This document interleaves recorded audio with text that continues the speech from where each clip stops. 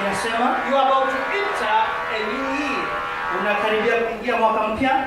Hallelujah. Amen. We are about to enter into a new year. Unakaribia kuingia mwaka mpya. It's only about how many days are remaining? Siku ngapi zimebaki tuingie mwaka mpya? Maybe 2 and some parts. Labda siku 2 na change na muda kidogo mchache. So we are very close to the new year. Mwaka mpya. We are entering another year. Tunakaribia kuingia mwaka mwingine. Before you enter a new year, kabla hujaingia mwaka mpya, it is wise to look back and evaluate your achievements. Ni hekima kutazama nyuma na kuangalia kile ulichofanya vizuri. Let us pray. Tuombe. Father, I praise you. Baba, ninakurudishia sifa. Father, I glorify you. Nakusifu. Father, I adore you. Nakupenda. You are worth to be praised. Unastahili kusifiwa. You are worth to be glorified. Unastahili kuabudiwa. Thank you, God, for who you are. Asante kwa jinsi ulivyo. Thank you, Jehovah. Asante Yehova. For you are worth to be glorified. Sababu unastahili kusifiwa. For you are worth to be worshipped. Unastahili kuabudiwa. You are worth to be adored. Unastahili kupendwa. You are our God.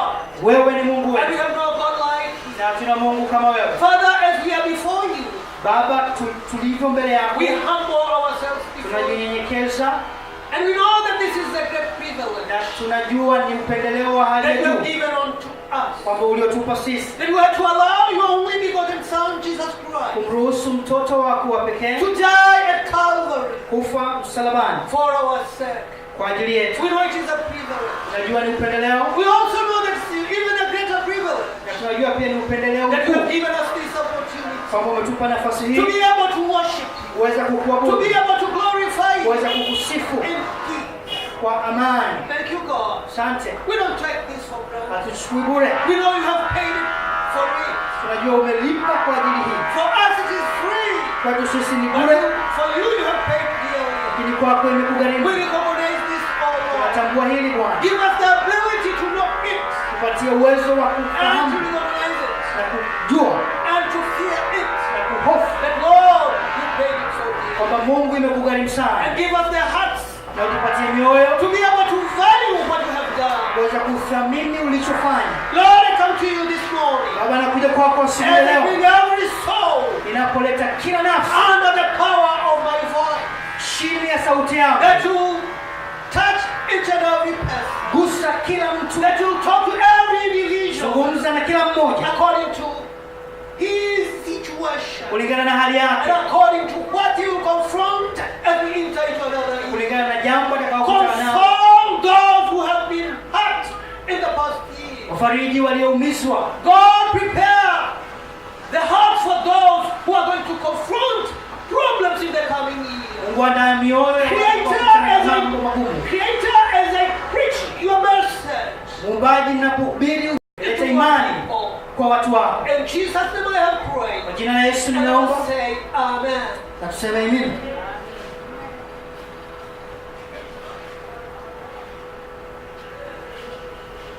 You are about to enter a new year. Unakaribia kuingia mwaka mpya. Before entering in a new year, Kabla ya kuanza mwaka mpya, it's human ni binadamu that one will reflect about the past thing. kwamba mtu atatafakari na kutathmini vitu vilivyopita. Yes, he will look back and evaluate achievements and losses of the year which is about to end. Akitafakari na kufanya tathmini ya mambo yaliyofanikiwa na mambo yaliyopoteza kwa mwaka ule unaoishi. And for the things he achieved, Na kwa vile vitu alivyofanya vizuri, he will look at the strategies atatazama mbinu which mambo made aliyofanya, him to achieve whatever he have achieved. kilichomsaidia kufanikisha kile alichofanikisha. But in the things which a person have lost, Na katika maeneo ambayo mtu huyu ameshindwa, or yes, in the areas he have been defeated, maeneo ambayo ameshindwa or in the areas he have failed, au ameshindwa, it's also time to look into those areas Pia ni wakati wa kutazama maeneo haya. Why failure came to be the result. Kwa nini akashindwa? And after doing that, Na baada ya kufanya hivyo, both a wise person of God mtu huyu mwenye hekima wa Mungu will observe spiritual success atatazama mafanikio ya rohoni and spiritual downfall. na kule alikoshindwa rohoni. He will also observe physical success Na pia atatazama kufanikiwa mwilini and physical downfall. na pia maeneo aliyoshindwa katika mwili. This person will be called wise. Mtu huyu ataitwa mwenye hekima. This person won't enter with the same mistakes which he made the year gone. Mtu huyu hataingia kufanya makosa yale yale aliyofanya mwaka uliopita. This person will resemble his creator God. Mtu huyu atafanana sana na Muumba wake Mungu. For God is a God who plans. Sababu Mungu ni Mungu anayeweka mipango. For God is a God who evaluates. Sababu Mungu ni Mungu anayetathmini. If you look at Genesis, Ukitazama Mwanzo, you'll find so many areas utakuta maeneo mengi where sana God, after creating anything he creates, ambapo Mungu alipoumba chochote alichoumba, he will stop and look at it aliacha na kutazama. and he said, behold, it is good. Anasema tazama kinapendeza. In order to reach a situation where one will say it is good, Ili mtu aweze kufika mahala aseme kinapendeza, for this person, he should have evaluated it. mtu huyu ilibidi afanye tathmini.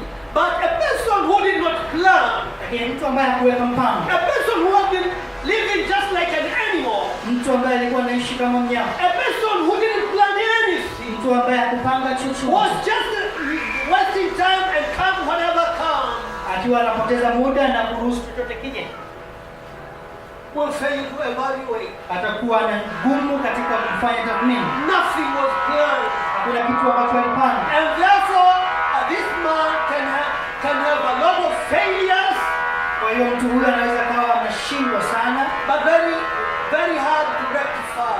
lakini ni ngumu kwake kubadilisha, Nothing was planned. sababu hakuna kitu kilichopangwa. And therefore, even thanking God for the Kwa hiyo hata plan, kumshukuru Mungu kwa mambo aliyofanya na alipofanikiwa, he won't be a thankful person.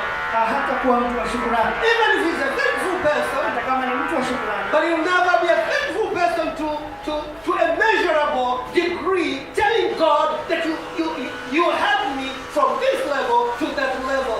hata kuwa mtu wa shukrani katika viwango vinavyotosha katika kumshukuru Mungu. If you were such a person last year, Kama wewe ulikuwa mtu wa namna hii mwaka you unaoisha, planned nothing, ukuweka mpango wowote, and things came and you went around just as they come. na vitu vilikuja na wewe ukaendelea kama ulivyokuwa unaendelea, No planning at all. katika mpango wowote, You're about to enter the new year. unakaribia kuingia mwaka mpya, Rectify your error of not planning. badilisha tatizo hili la kutoweka, Rectify it. badilisha. There is another problem. Iko pia tatizo lingine, And now I enter into another realm. mnapoingia sasa katika ulimwengu mwingine, The problem of forgetting. tatizo la kusahau, The problem of not remembering what God did in your life. kutokumbuka vitu Mungu alivyofanya kwenye maisha yako. This is a problem of the human race. Hili ni tatizo la mwanadamu. As we look in the Bible Unapotazama kwenye and Biblia, find God moving with the Israelites, unakuta Mungu anapotembea na Waisraeli, we find this problem of forgetting, unakuta tatizo hili la kusahau bringing the downfall of the sons of Israelites many times. likiwa chanzo cha kuanguka kwa taifa la Israeli mara nyingi. Forgetting is a very great problem. Kusahau ni tatizo kubwa. Let us read this verse. Tusome mstari huu. When a man of God, Mtu wa Mungu Joshua, Joshua when he was about to die, alipokuwa anakaribia kufa, knowing the history of the Israelites, akifahamu historia ya Waisraeli, just before he closed his eyes and died in peace, kabla hajafa, after reaching the age of 110 years, akiwa na miaka 110, an old man mtu mzee who have seen many things. aliona mambo mengi. Yes, he was in Egypt.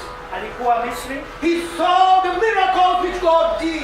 aliona miujiza Mungu aliyofanya, He saw the 10 miracles which Jehovah did to redeem the sons of Israel. ile miujiza 10 ambayo Mungu alifanya kuwatoa Waisraeli kule Misri. He saw the last miracle which God did.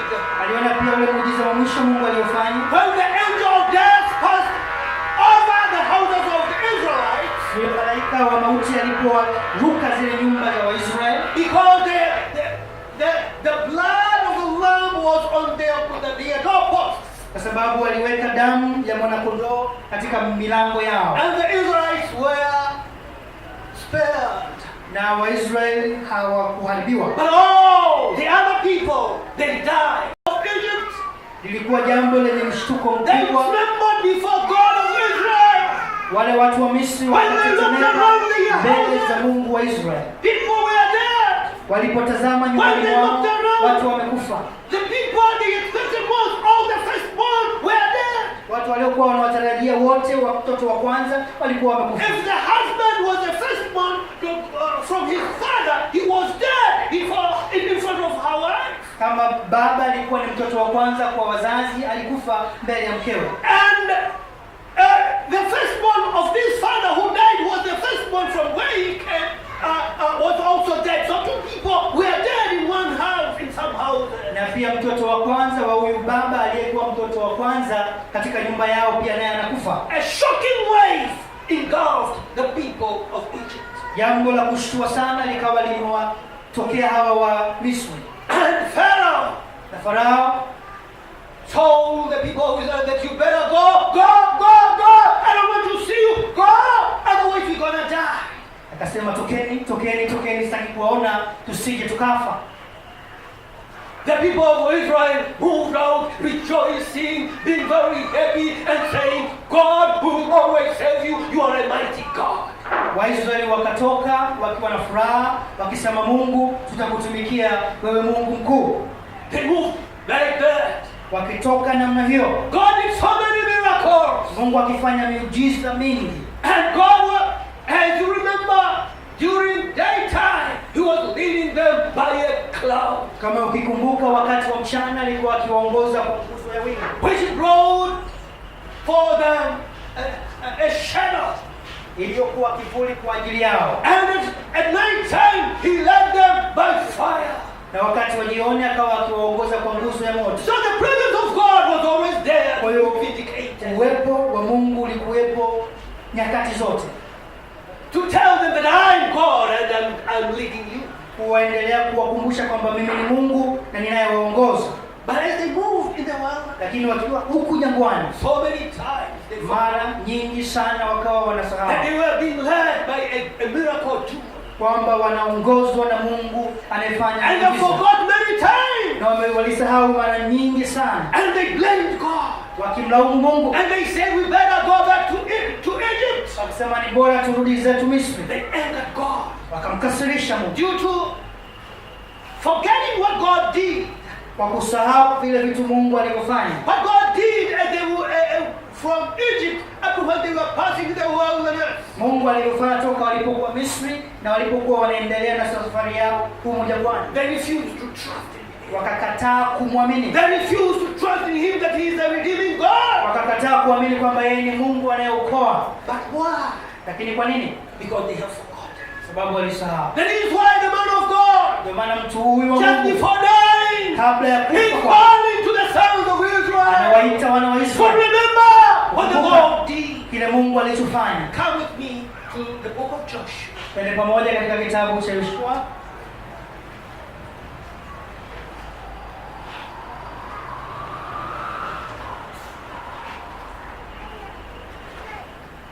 Joshua chapter 24, verses 1 to 15. Yoshua sura ya 24 If time could have allowed, mpaka 15. if time could have allowed, Kama muda ungeruhusu, we could have gone throughout the whole chapter tungepitia sura yote hiyo and hear what the man of God said. na kusikia kitu ambacho mtu wa Mungu anasema. Joshua gathered all the tribes of Israel to Shechem and summoned the elders, the heads of the judges, and those officers of Israel, and he presented themselves before God. Yoshua akawakusanya kabila zote za Israeli huko Shekemu, akawaita wazee wa Israeli na wakuu wao na waamuzi wao na maakida wao, nao wakahudhuria mbele za Mungu. And Joshua said to all the people, thus says the Lord, the God of Israel, long ago your fathers lived beyond the Euphrates, the father of Abraham and of Nahor, and they served other gods. Maana Tera baba yake Ibrahim naye ni baba yake Nahor wakaitumikia miungu mingine. Then I took your father Abraham from beyond the river and led him through all the land of Canaan. Nami nikamtoa Ibrahim baba yenu toka ng'ambo ya mto, nikamuongoza katika nchi yote ya Kanaani. And made his offspring many. Nikaongeza uzao wake. I gave him Isaac. Nikampa Isaka. And to Isaac I gave Jacob and Esau. Kisha nikampa huyo Isaka Yakobo na Esau. And I gave Esau the hill country of Seir to possess. Nami nikampa Esau mlima Seiri ya umiliki. But Jacob and his children went down to Egypt, and I sent Moses and Aaron, and they plagued Egypt with what I did in the midst of it. Yakobo na watoto wake wakashuka Misri, kisha nikawatuma Musa na Haruni, nikaipiga nchi ya Misri kwa hayo yote niliyoyatenda kati yake. And afterwards I brought you out. Hatimaye nikawatoa ninyi. Then I brought your father out of Egypt, and you came to the sea, and the Egyptians pursued your fathers with chariots and horsemen to the Red Sea. Nami nikawatoa baba zenu watoke Misri, nanyi mkaifikiria bahari. Kwa Misri wakawafuatia baba zenu kwa magari na wapanda farasi mpaka bahari ya Shamu. And when they cried to the Lord, he put darkness between you and the Egyptians, and made the sea come upon them and over them. Nao walipomlilia Bwana, akaweka giza kati ya ninyi na Wamisri, akaileta bahari juu yao, akawafunikiza. Nayo macho yenu yaliyaona mambo niliyoyatenda huko Misri. And you lived in the wilderness a long time. Kisha mkakaa jangwani siku nyingi. And I brought you to the land of the Amorites, who lived on the other side of the Jordan. Kisha nikawaleta na kuwaingiza katika nchi ya Waamori waliokaa ng'ambo ya pili ya Yordani. They fought with you, and I gave them into your hands, and you took possession of their land, and I destroyed them before you. Nao wakapigana nanyi, nikawatia mikononi mwenu, mkaimiliki nchi yao, nami nikawaangamiza mbele yenu. You can see that the man of God is trying to remind them of how great they have a God. Unaweza ukaona Reminding them how strong the hand their God has. jinsi gani mkono wa Mungu wao ulivyo na nguvu. He is reminding them how far they have been taken. Akiwakumbusha kwa umbali kiasi gani Mungu amewachukua. He is reminding them that they were nothing. Akiwakumbusha kwamba wao peke yao walikuwa si chochote. But from nothingness, Lakini kutoka katika hali ya kutokuwa si he chochote, picked one person. akamchukua mtu mmoja, And he wasn't a good person. na hakuwa mtu He mzuri, was a worshipper of idols. alikuwa mwabudu sanamu. But God in his grace Lakini Mungu katika neema yake picked him akamchukua and yeye, told him to move away from the land of his ancestors. akimwamuru kutoka katika nchi ya baba zake.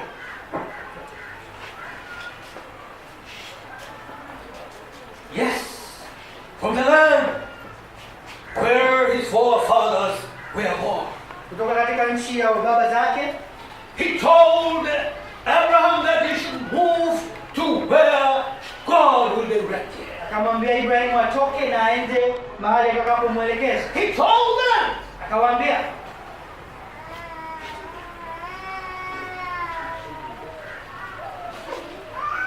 ask their families, akiwaeleza kwa habari ya familia zao and reminding them the miracles. na kuwakumbusha miujiza. Why is God reminding them the miracles? Kwa nini Mungu anakukumbusha miujiza? Why is this man of God before dying, his heart has been gripped to remind the sons of Israel to where they come from? Kwa nini mtu huyu kabla ya kufa anawakumbusha Waisraeli kule walipotoka? Because of forgetting. Sababu kuna kusahau. Because they have repeated many times forgetting Kwa God. sababu wamerudia mara nyingi kumsahau Mungu. Let me ask you, Niulize, have you forgotten God? shamsahau Mungu? The things he did for you, Vitu the alivyokufanyia, miracles he performed, miujiza the aliyofanya, things he saved you, mambo the aliyokuokoa, way he healed you, alivyokuponya, the way he fought for you. alivyokupigania. Now you have reached somewhere. Kwamba labda umefika mahali You are forgetting him. You unamsahau, don't trust him anymore. unamwamini tena And you don't serve him. na To haumtumikii the extent he wants you to serve him. katika viwango Have you ambavyo forgotten? anakukumbusha Don't you know umtumikii. that he's a powerful and mighty God? Umesahau kwamba ujui kwamba yeye Let ni me Mungu. remind you, my sister, my brother, my son, my daughter. Nikukumbushe.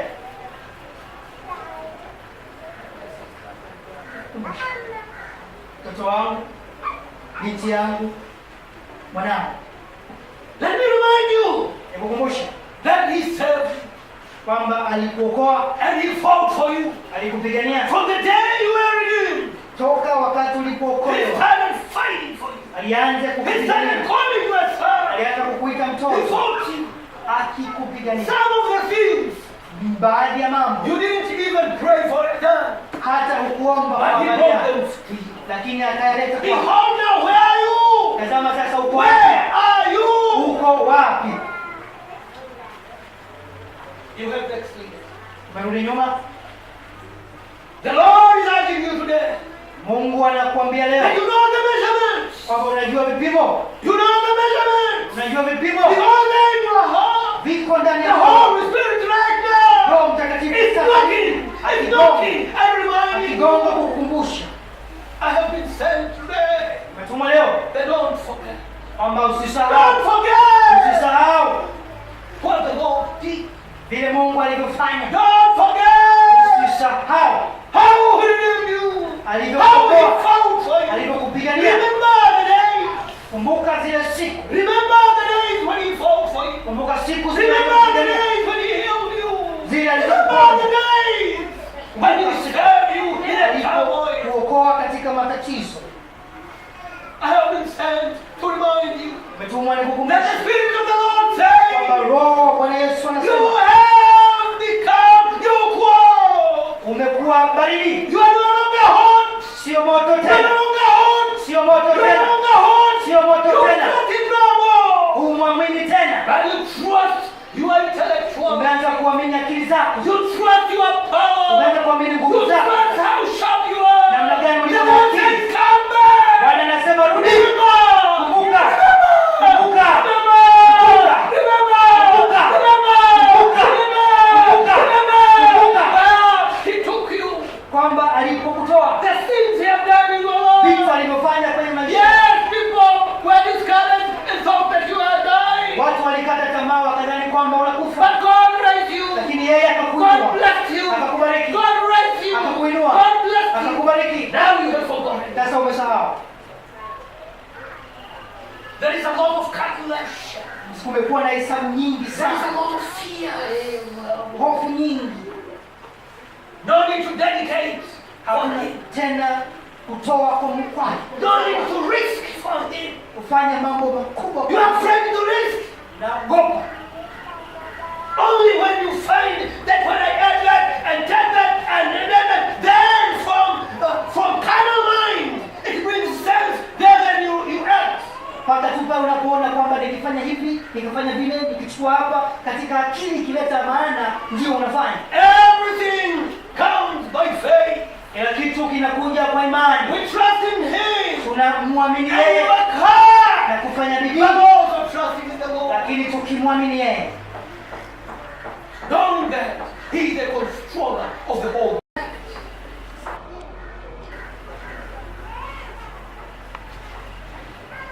To the land of the Amorites, who live on the other side of the Jordan. They fought with you, and I gave them into your hands. So many problems you confronted. So many things came against you. Yes, they fought you, but God made you an overcomer. Mambo mengi uliyokutana nayo ndio yalikuja kukupinga, lakini Mungu akakufanya mshindi.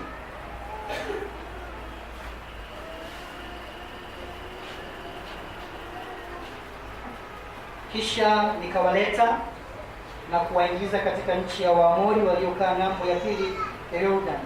Nao wakapigana nanyi, nikawatia mikononi mwenu, mkaimiliki nchi yao, nami nikawaangamiza mbele yenu.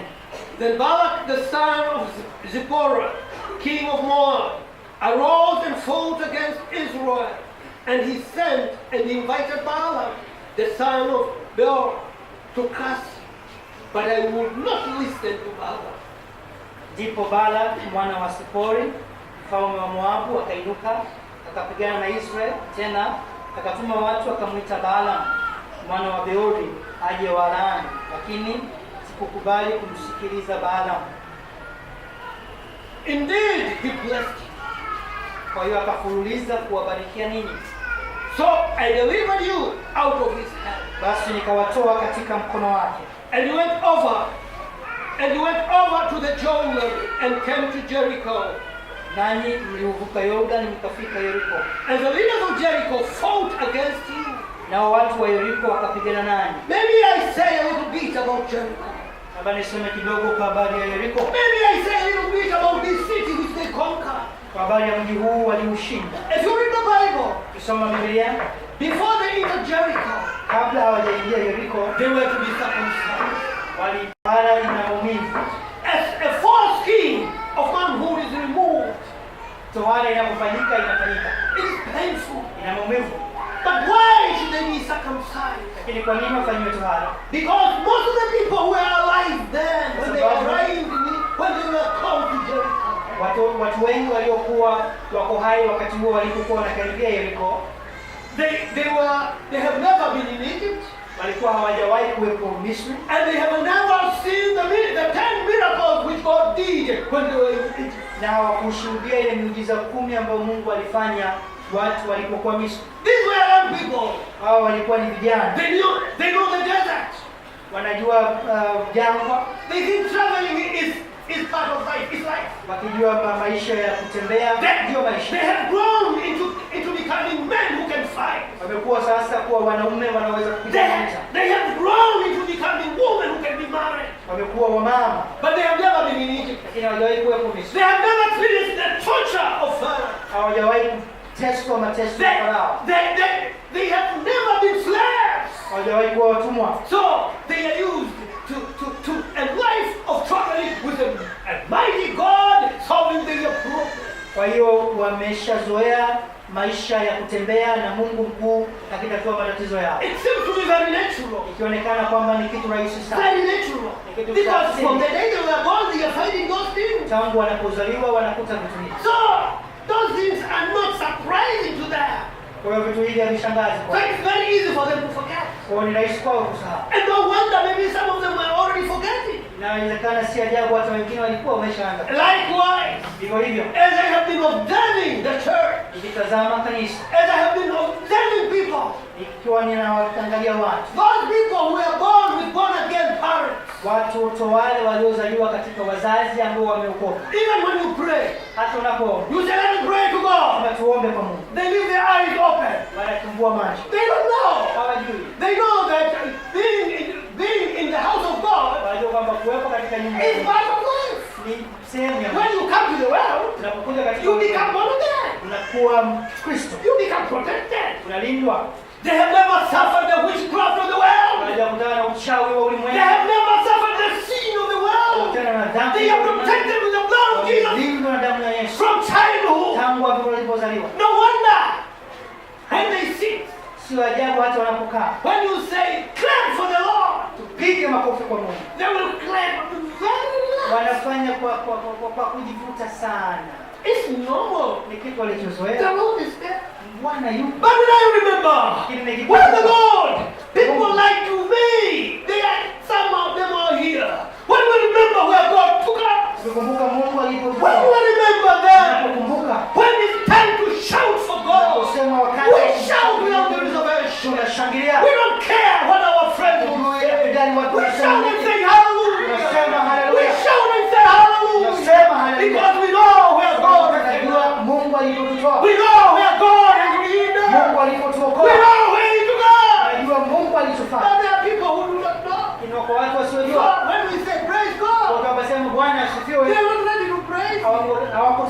Sema amina. They haven't traveled very far. Hawajatembea naye kwa muda mrefu. And maybe they haven't even sacrificed. Na hata wakati mwingine hata hawajajitoa sadaka. They haven't even been persecuted for being born again. Hata kuteswa mateso kwa But I was persecuted for knowing Jesus. You remember I have been persecuted. And I know the Lord protected me. And I know the Lord was so kind that He protected me. And I'm alive today. I know. Kwa sababu najua akinilinda. And therefore when I hear a person shouting the name Jesus, unaposikia mtu akisema jina la Yesu, I say hallelujah. Sema hallelujah. Without caring who says what. Kujua nani anasema nini. Without caring who does what. Asipokujali nani anafanya. When I glorify Him, I glorify Him. Ninapomrudishia sifa na mrudishia sifa. I don't need for a conductor or a choir master to say, raise up your hand when I praise. Sihitaji mtu kunishawishi kwamba inua mikono tunapoimba. I raise up when I hear His name. Because He took me from very far. Kwa sababu amenitoa Because He took me in fire. Amenitoa kwenye I know moto. what it means to be a Christian. Najua maana I know what ya it kuwa means to Mkristo. be born again. Namna gani maana yake kuzaliwa mara ya pili? Amen. Do you understand? Unaelewa? People are so quiet. I don't understand. Maybe I should switch it to Swahili. Maybe I should switch it to the Trump. Kabla niseme kwa lugha mnayoelewa, sema kwa Kiswahili. Unaona mtu? You look at a person. Ambia, tunashangilia Mungu. Let's praise God. Yaani ndani. Let's sing. Sio kwamba nadhani. Lakini huo wokovu huo alionao ameuchukua kwenye kafani, ameuchukua, hajateseka, hajasumbuka. But the salvation to him Na kuanguka dhambini ni kawaida. Hata kishaanguka hana hofu. and sin Hana hofu. Hajui yuko Mungu. and even Hajamfahamu. Hamjui. Ndio maana mtumishi wa Mungu huyu.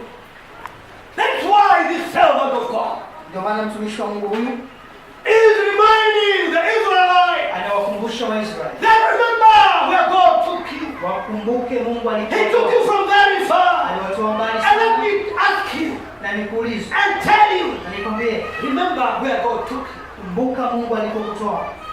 Mwanangu, ulikuwa kwenye mateso ya kuteswa na wachawi. You are persecuted. Ulikuwa kwenye mateso ya kutolala. You are not sleeping Ulikuwa kwenye well. mateso ya aina mbalimbali. You are in many troubles. Lakini leo damu ya Yesu inakufunika. But today you're protected. Hakuna by msaada God. unaweza kukudhuru. There is no wisdom. Hakuna nguvu ya giza inaweza kukusumbua. Hakuna mwanadamu anaweza kukutesa. Maana unapo kwa kusemelea. Because you are blessed to talk to about your problems. Kwa hiyo tukisema tumshangilie Mungu, So when we say, let's praise the Lord, huoni hata you don't see the importance of it. jamani, tumshangilie Mungu. Let's praise the Lord. Hata huyu jamaa ana nini? Unashangilia nini hapa? You're wondering, why this trouble? Tatizo gani? What's the problem? Mtu anapiga piga kelele. Why are we shouting? Anapiga kelele kwa sababu anajua alikotoka. He's shouting because he knows where God has took him from. Kwa sababu anakumbuka wapi Yesu alipomtoa. You remember Lakini the- wewe umemtoa mbali, umesahau mwanangu. Umesahau. God Na has kwa took you kuwa from. umesahau, But you have Ibilisi anakunyemelea, akutie mwala, akuweke chini, bado umesahau. Hakuna misuli kwamba kuna hatari, nisimame.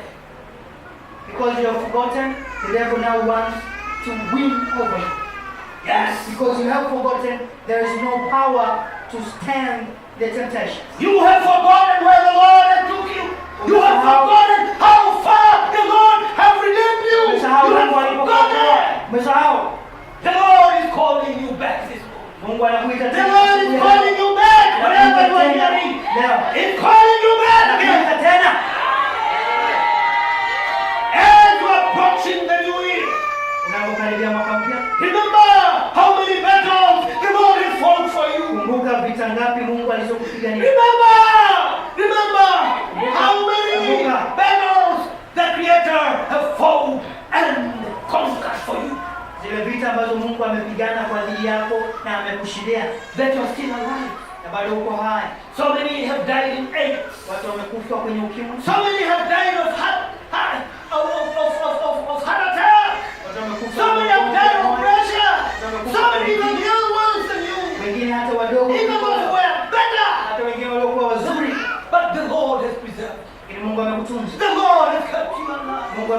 uwe hai. Remember. Kumbuka And counting that he is worthy to be worshipped. na umesafi kwamba anastahili kuabudiwa, anastahili kusifiwa. It's saddening. Inahuzunisha But people are singing, watu wanapoimba praising God. wakimsifu Mungu. There is this man here. Yuko mtu mmoja hapa He's looking there. anatazama huku, He's looking there. anatazama kule, People are praying. watu wanaomba, He's looking there. yeye anaangalia hivi, He's looking at this. anaangalia kule, He's looking at children are anaangalia praying. watoto wanacheza. He doesn't even stop the children not to Hakuna pray. hata kuzuia watoto wasicheze, To walk around because people are praying. labda kwa sababu wanatembea, kwa sababu watu wanaomba. He is entertaining the children so that they can run here. Afanye hata hilo. About God, there's nothing so serious. Kwa habari ya Mungu hakuna kitu chenye maana sana. Let me tell you, brother, Nikwambie, we are serving a mighty God. tunamtumikia Mungu We are mkuu. serving a God who is all powerful. Mungu mwenye nguvu zote. You want success? Nataka mafanikio, Worship Him. mwabudu. You want success? Nataka mafanikio, Adore Him. then You want nataka success? mafanikio, Glorify Him. sifu. You want Nataka success? mafanikio. Don't look down on people who are serving Him. Usiwadharau wale walio watumishi wa Mungu huyu.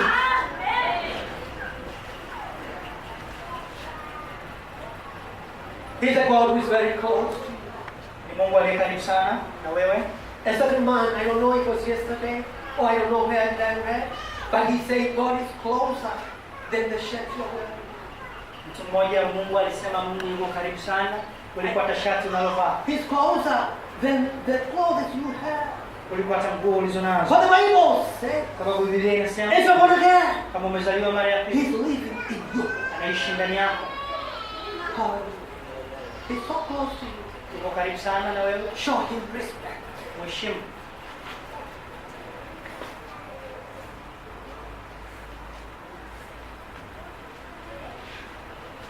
Well, I tried to talk about Jericho before I read. As they approached Jericho, Walipokuwa wanakaribia Yeriko, they circumcised. wakafanywa tohara. Circumcision is painful. Tohara ina maumivu, It's painful. nauma, And a person may stay immobile for a week. na mtu anaweza akawa hana nguvu za kufanya vitu vingi kwa muda mrefu, labda wiki nzima, Until it heals. mpaka wakati ambapo wamepona. And some people die Wengine hata watu wanaweza wakafa during circumcision. wakati wa hii tohara. For the tribes who go through circumcision, Kwa wale watu ambao wanafanyiwa tohara, they know what I'm saying. wanajua nini namaanisha. It's a serious issue. Ni kitu cha kikubwa, Although a very small skin is taken away, hata kama jambo linalofanywa ni dogo. a very small skin, ngozi inayoondolewa ni ndogo, ni ngozi inayokalia huko, inaondolewa kidogo tu pale kichwa kule nje. Yes, But the pain lakini maumivu, stays. maumivu yanabaki. Now God ordered Mungu akatoa amri, Joshua, akamwambia that Yoshua, Joshua kwamba Yoshua circumcise every Israelite. wafanye tohara Waisraeli wote. The Bible says Biblia inasema they were circumcised, all of them. kwa hiyo wote wakafanywa tohara. After all of them were circumcised, Baada ya hili jambo, then God told Joshua, Mungu akamwambia Yoshua, a curse over the sons of Israel. laana iliyokuwa juu ya Waisraeli Today I have removed it. imeitoa leo, I have forgiven you. nimewasamehe. That is before they fought Jericho. Hii ilikuwa kabla hawajapigana na Yeriko, Before they were properly healed, kabla hata hawajapona vizuri, they were confronted with the enemies. wakakutana na maadui. But you know what God did? Unajua nini Mungu alichofanya? He fought for them. Aliwapigania So that those young people ili watu hawa should remember wakumbuke that it wasn't by their power. kwamba sio nguvu zao, They were weak, walikuwa ni wadhaifu, surrounding that fort. wakiwa wanauzunguka mji huu, But they didn't fight. They had to shout. na hawakupigana, walitamka And Jericho fell. na Yeriko ikaanguka. Nobody would say it was their power Hakuna mtu angeweza kusema kulikuwa nguvu zao wenyewe, and say it is God who did it. walisema ni Mungu aliyefanya, And God liked that. na Mungu akapendezwa na hicho. Whatever is accomplished in your life, Chochote kinachofanyika kwenye maisha yako, God Mungu becomes happy anafurahi when you say it's because of Him. tunaposema ni kwa sababu yake. If you are a daughter of God, Kama wewe ni mtoto wa Mungu, born again, umezaliwa mara ya pili, cleansed by the blood of Jesus, umesafishwa na damu ya Yesu, then everything you do, kila kitu unachofanya successful, kwa kufanikiwa, the kwa Bible kufanikisha, says it's because of Him. Biblia inasema ni kwa sababu Jesus once said, Yesu wakati fulani alisema, without me, you can do nothing. pasipo mimi hamwezi jambo lolote. That is what He said Ndicho alichosema for those who belong to Him. kwa wale walio mali yake. Let me remind you, Nikukumbushe, as we enter into the new year, tunapoingia mwaka mpya, if we want to be successful, kama nataka kufanikiwa au zile hali zinazohusiana na mambo ya rohoni, kama umekomaa kiasi cha kusema umekuwa mzee sasa, uwe kijana sasa unapoingia mwaka. Hallelujah. I have said rejuvenate as you enter the year. Repent and change your way. na badilisha njia zao. When we look at the life of these people of Israel, Tunapowatazama maisha ya wana wa Israeli, God has performed many miracles. Mungu alifanya miujiza mingi So many miracles. mingi. From the day God called the forefathers from a tribe which were idol worshippers. Toka tangu Mungu alipowaita wazazi wao au mababa zao katika makabila waliokuwa wanaabudu sanamu. From that time, Toka wakati huo God kept them and protected them. Mungu akawatunza, akawalinda, He did a lot of miracles. akifanya miujiza mingi. But most of the time they forgot. Mara nyingi wakiwa wanasahau. And whenever they went into dark part of their life, Na mara nyingi walipokuwa wanakwenda katika maeneo mazito ya giza yanayotisha ya maisha yao, that is when they remembered God. ndipo walipomkumbuka Mungu. And called God. Kama Mungu, Believer, tuokoe, forgiver. samehe.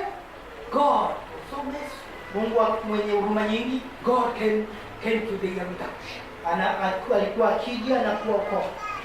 Then after some time, Baada ya muda, just read the story. soma simulizi. That is exactly what is happening with the church today. Ndio hali hiyo inayotokea na kanisa nyakati za leo. People forget God so quickly. Watu wanamsahau Mungu kwa haraka They sana. forgot about the things God has fought for them. Wakisahau mambo ambayo Mungu amewapigania kwani, And hence forget. na wanamsahau And hence they don't dedicate themselves to na Him. walitoi tena kwake. As the devil terrifies them, Ibilisi anapowatisha, they become so terrified that they cannot give themselves God. wanatishika mno mpaka wanashindwa kumtumikia Mungu.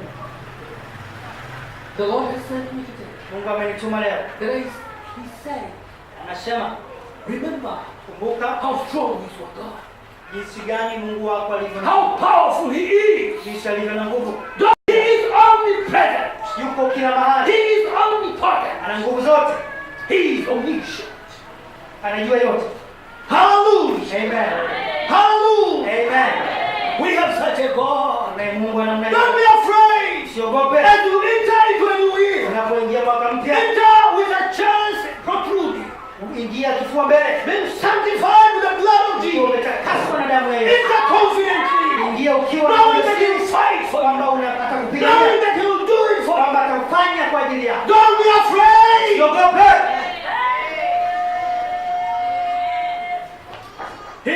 The battle is not yours. Vita si yako. The battle is the Lord. Vita ni ya Bwana. No matter what. Haijalishi No nini. matter what. Haijalishi The nini. battle is the Lord. Vita ni ya Bwana. The battle is the Lord. Ni ya Bwana. Tell your neighbor. Say the battle is the Lord. Vita ni ya Bwana. Mwambie jirani yako, vita ni ya Bwana. Unakwenda kushinda. Tumia vita. Unakwenda kushinda. Maana vita si yako. The battle is not yours. Ruhusu. Allow him. Ruhusu mwanaume Yesu aingie. Allow Jesus. Anapigana kama nyati. He fights like a bull. Anapigana kwa watoto wake. He fights like Kama a bull. nyati. Like a bull. Anapigana. Fight. Akiangusha. Fight. Akikanyaga. Fight.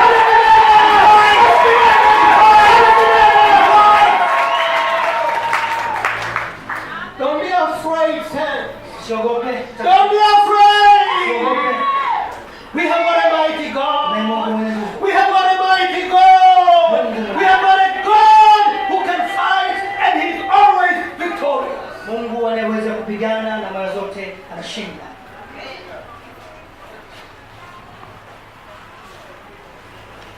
Rinaina Shikai, Diamond of Saboria, Tabina Shaman of Gohuanai, Tantila Shikai. Asante Yesu.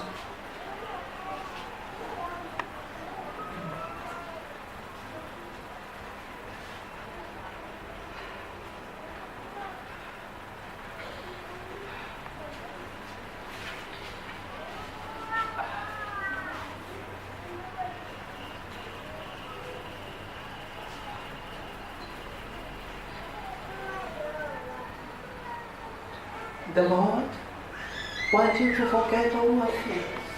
Bwana anataka usahau hofu zako zote. The Lord Bwana wants you to trust Him. anataka umwamini. Stop trusting in your power. Acha kuamini nguvu zako. Stop trusting in your money. Acha kuamini fedha. Trust in Him. Mwamini yeye. God can use other things.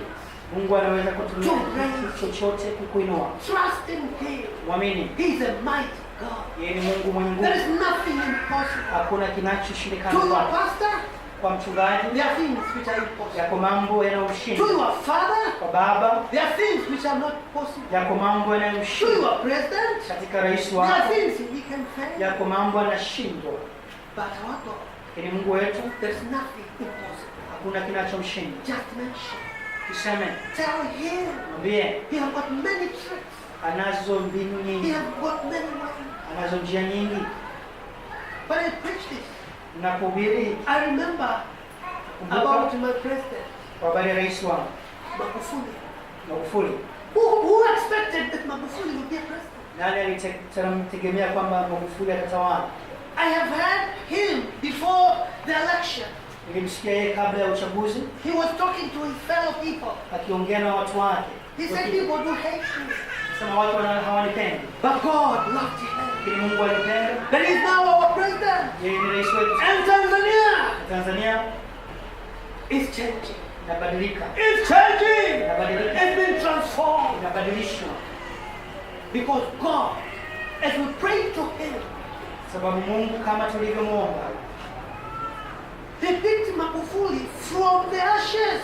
alimtoa Magufuli kutoka chini sana. Nobody ever imagined that Magufuli would be a president. Kuna mtu aliyetarajia kwamba Magufuli atatawala. If you doubt me, ask even himself. He'll confess. Hata kama unaona shaka muulize. But my God, Lakini kwa Mungu, but our God Mungu wetu knew a person will be fit for this country. kwamba mtu huyu atafaa And a position it reached. na kuna wakati ukafika Yani Mungu alimtoa huyo rais akamleta kuwa rais kwa sehemu ambayo nchi yetu ilifikia. Alitakiwa mtu kama huyo. Hata kwenye Biblia angalia mahali Israeli ilipogeuka, Mungu aliinua.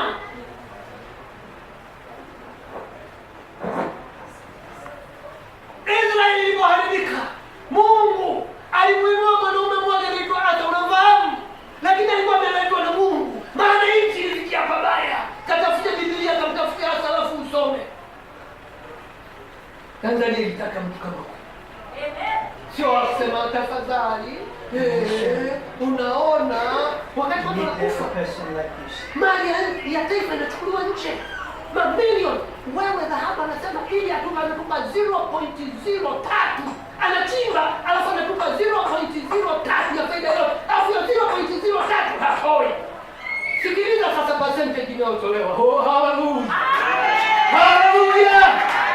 Tukisema 0.03 mtu asiyejua hesabu hata ielewa, lakini maana yake, na tamani ningekuwa na maana yake kama kwa hesabu ya haraka hapa kichwani, maana yake kama wamechimba dhahabu kama 10,000 zimetoka, basi wao unapewa kaboni au kitatu. Kama kuna shilingi 10,000, wewe unapewa shilingi 3.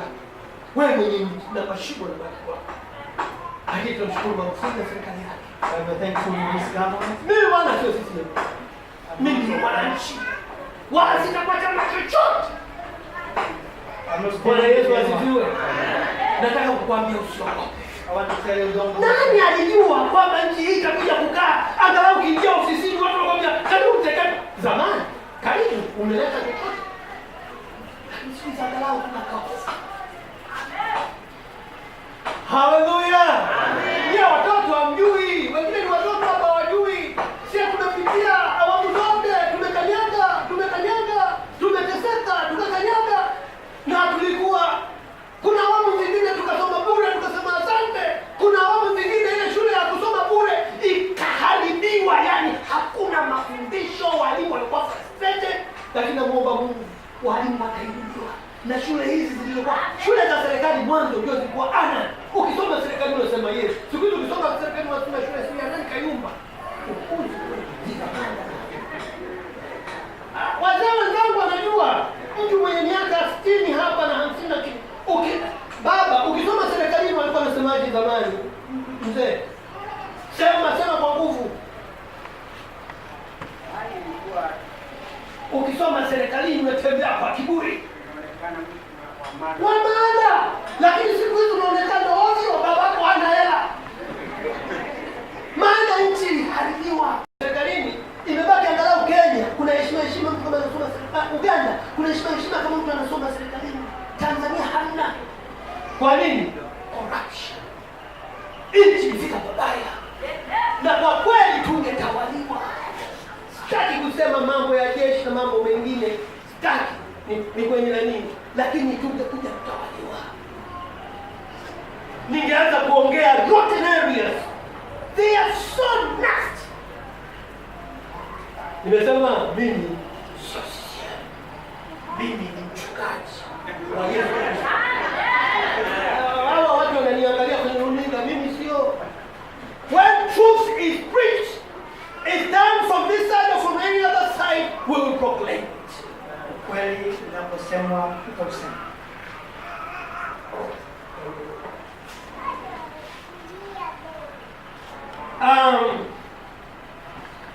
As I wind my message, Ninapomalizia ujumbe wangu, if you have forgotten, kama ulisahau, I just want to say, nakanisema you're about to enter into the new. nakaribia kuingia mwaka mpya. You'll be wise.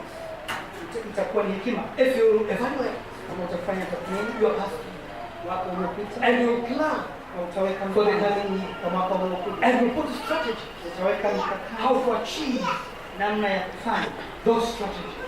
vitu hivi. And as you plan, unapoweka let me mpango, remind you, nikwambie tena, plan as a man of faith.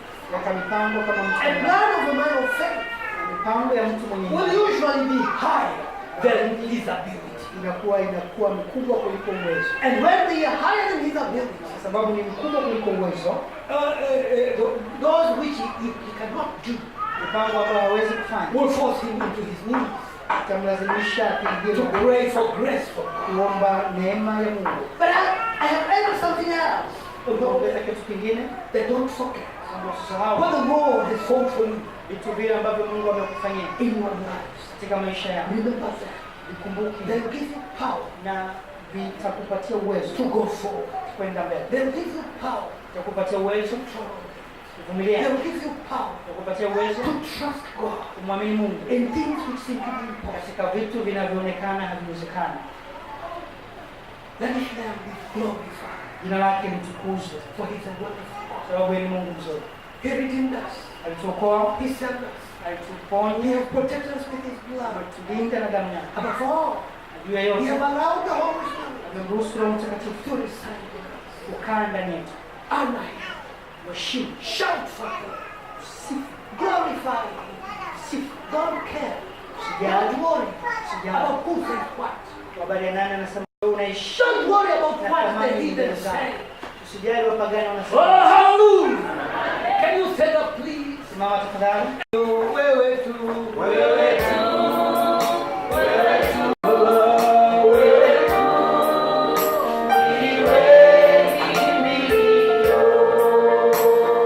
Kaja mbele za Bwana, mwambie kitu. Mwambie akukumbushe. Tubu maeneo ambayo hujafanya sawa sawa. Amua kujirekebisha na kusimama sawa na mbele. Identify your ways and to do what you will. Dosha babara bora. Dosha babara ukaya saniu. Baba, asante kwa wema wako. Asante kwa baba huyu, kwa kaka huyu, kwa mzee huyu. Maana Bwana utamrudisha. Maana Bwana utamshika na kumfikisha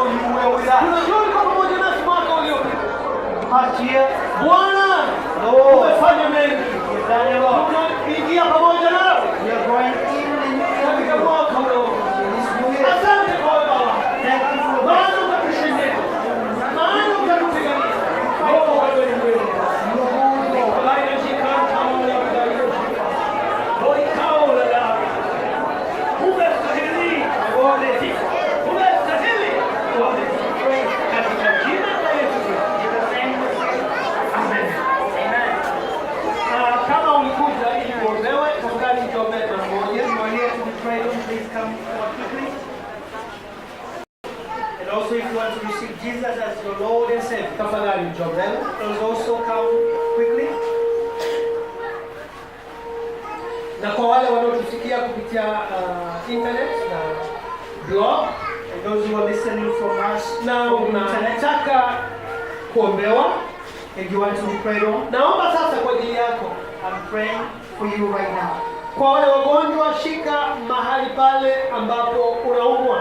Those who are sick, please put a hand where you are sick. Na wale wenye maombi mbalimbali, And those with main prayers, shika kifuani kwako. put your hand on your heart. Nitaomba maombi ya jumla I'll pray general na prayer. Bwana atakufungua.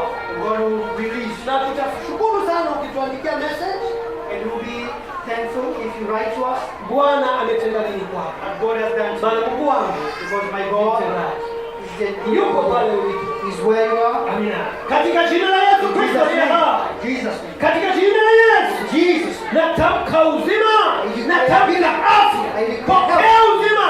Jesus. Pokea afya. Receive Kwa your jina la Yesu. Jesus. Nakuja kinyume na kila pepo. I come Na against kila every jini. demonic Kwa spirit. jina la In Yesu. Jesus' name. Kwa jina la Yesu. Jesus' name. Uwe mzima. Be healed. Uwe mzima. Be healed. Kwa jina la Yesu. Jesus' name. Bwana akupiganie.